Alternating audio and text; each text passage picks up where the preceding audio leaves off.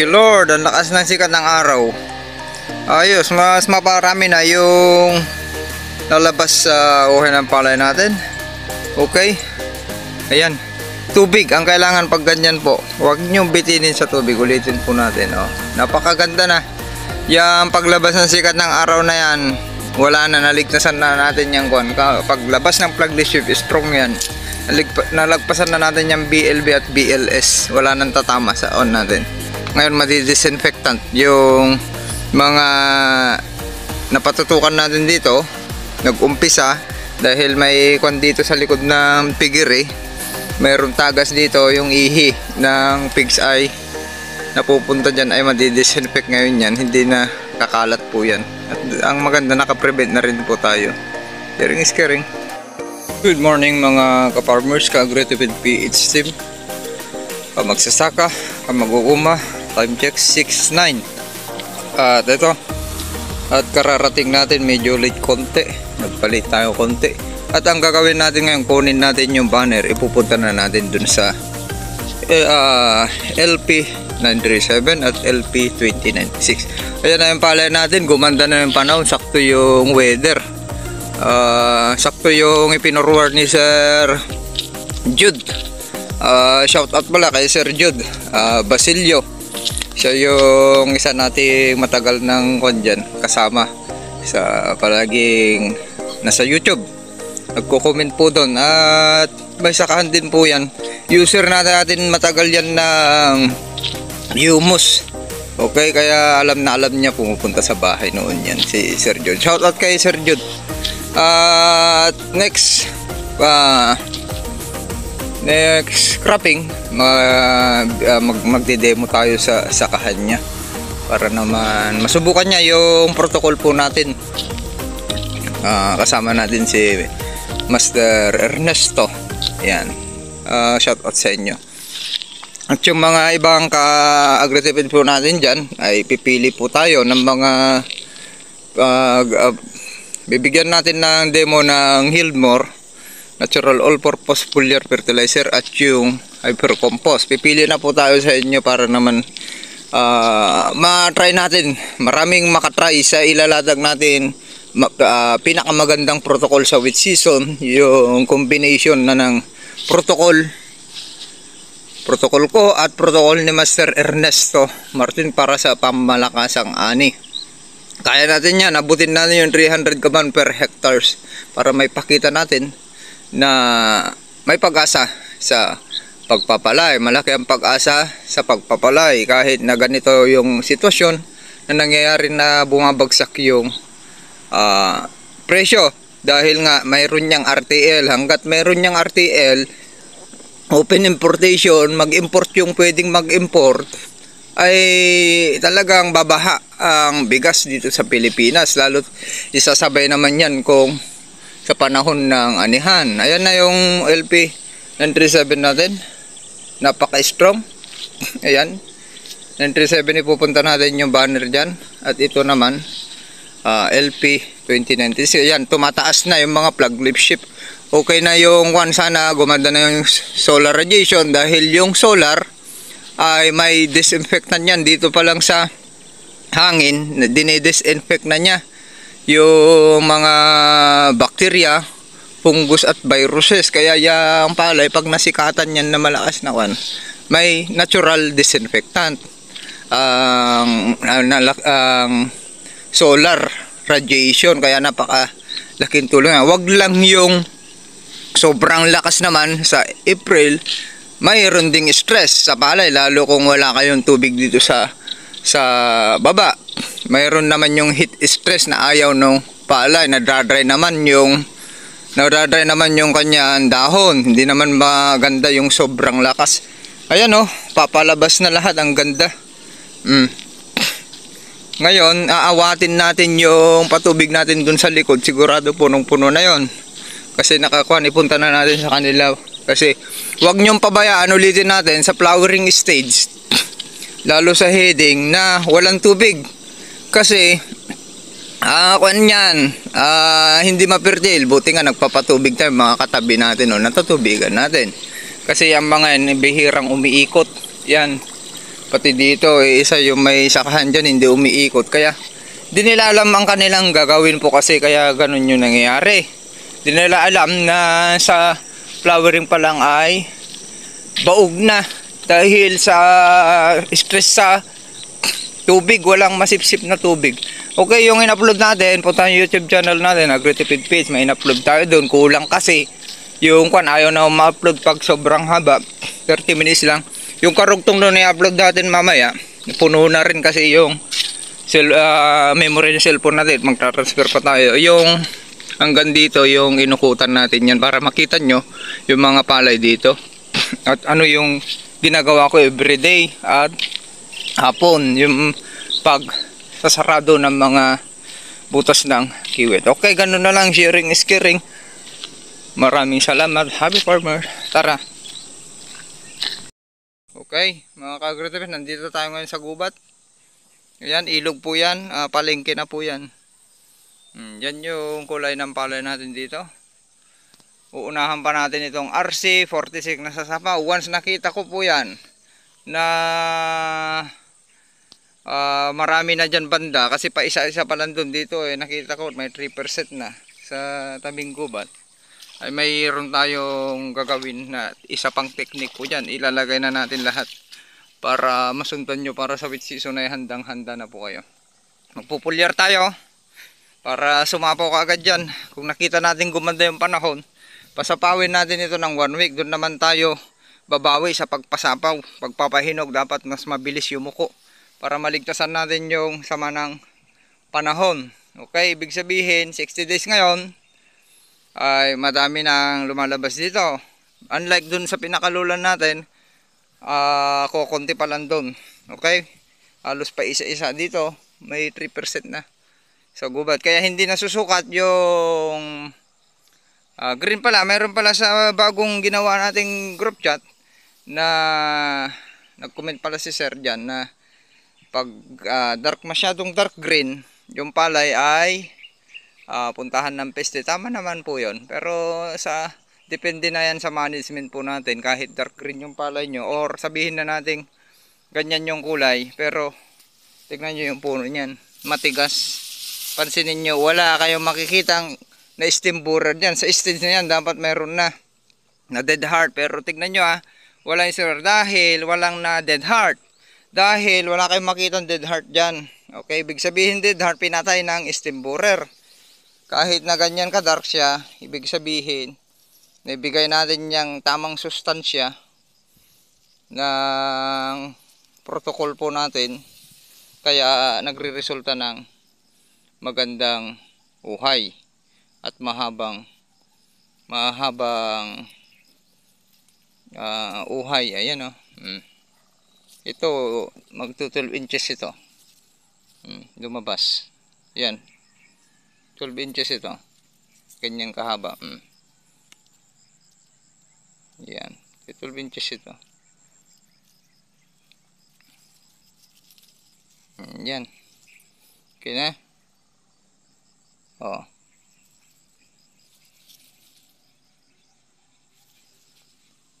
Yan, tignan nyo walang namatay. Tignan nyo magiging productive lahat yan. Tignan nyo yung mga suwi dito.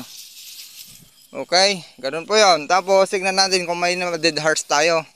Hindi nasusukat yan sa nasa protocol na po yan ng Agritipid PH na matigas yung palay. Puntahan nyo YouTube channel natin, explain ko ulit dyan.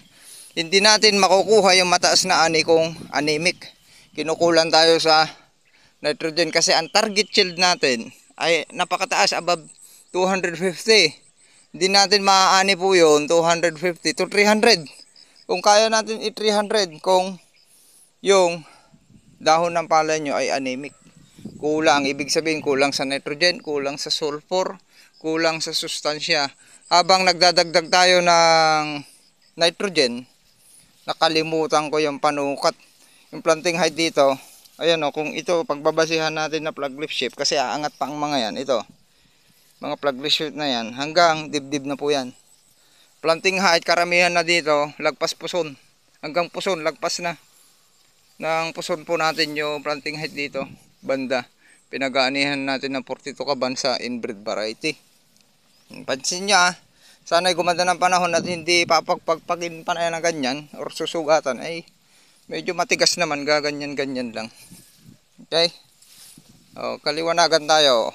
Dapat, ayan, pinurward ko na sa inyo mga bagong group chat natin yung balance NPK yung recommendation ng mga scientists, okay? International Rice Research Institute IRRI na 17N nitrogen, 3 phosphorus at 17 potassium. Ibig sabihin nakabalance. Kung ano yung ibinibitaw yung nitrogen, bigyan nyo rin ng pampatigas, pamparesistant. Hindi lang pampatigas, pamparesistant ng sakit.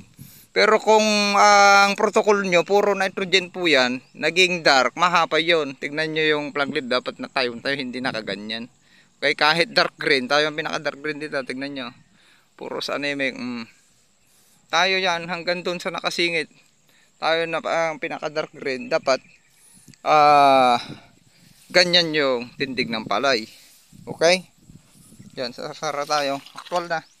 Paikot ko lang sa inyo, aalis na tayo. Nakakon na tayo dyan nakaayos na tayo ng pinapil. Lininisan na natin. Tayo naglinis dyan.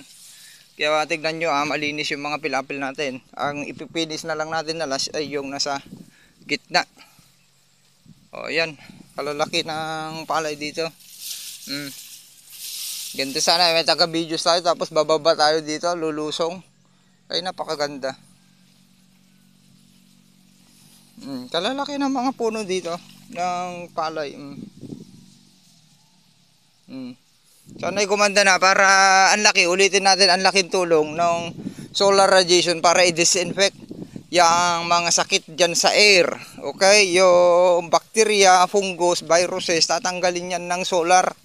Kaya iba pa rin yung mayroong solar radiation kaysa yung ganyan mahangin na malamig na ang panahon, February nga, tapos mahangin, ay prone yan sa bacteria talaga. Ang lakas ng umaagos butas ng kiwit.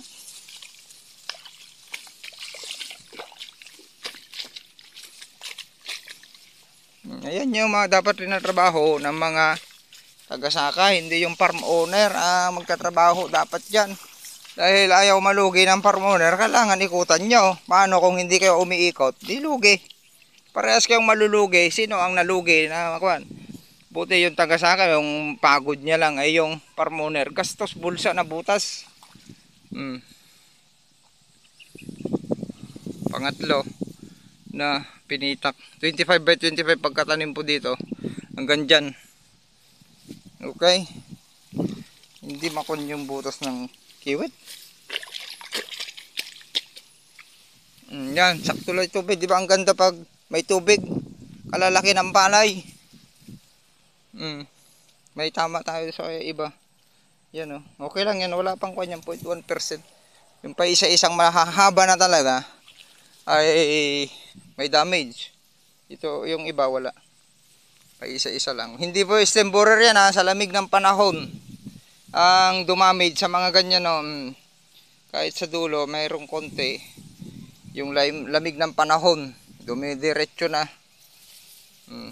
Diba? Haba. Tara na. Kita nyo na. Tapos dun din, banda, malalaki din dun. LP 2096 pa rin ito hanggang dito. Dito nagtatapos yung LP 2096, mahaba. Yan yung LP 937 natin dun. Banda. Ang dami na pa isa-isa.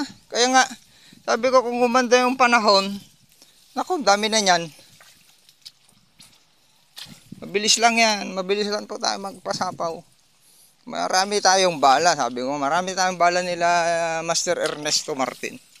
Kaya sa wet season, ay galingan nyo na.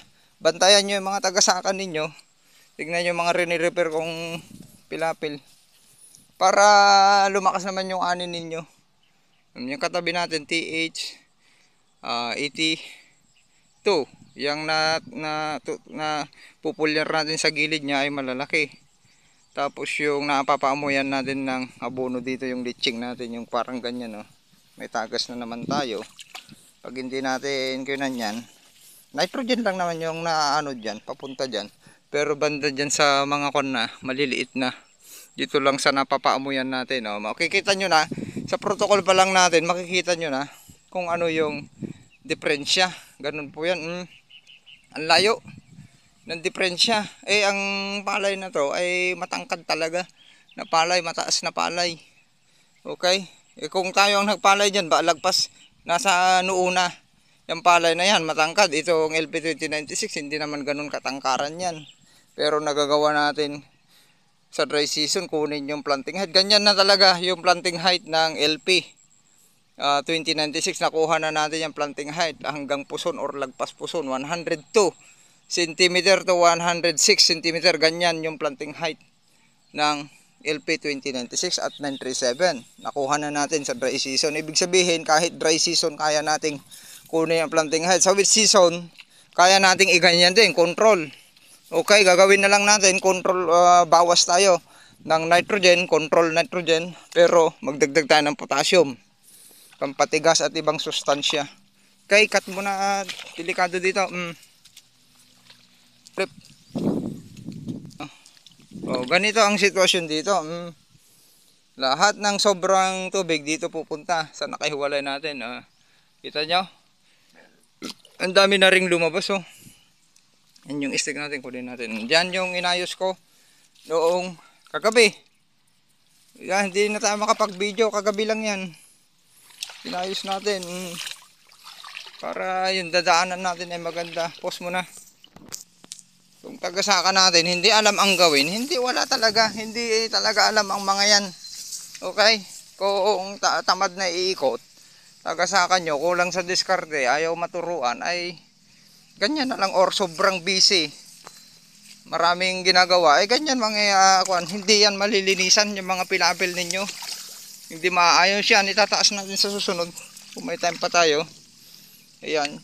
Diyan ko pinababagsak, kaya ginawan ko ng kanal yan para hindi ma-iron toxicity. Ito noon, yan, nakahiwalay. Ito yung nabitak noon.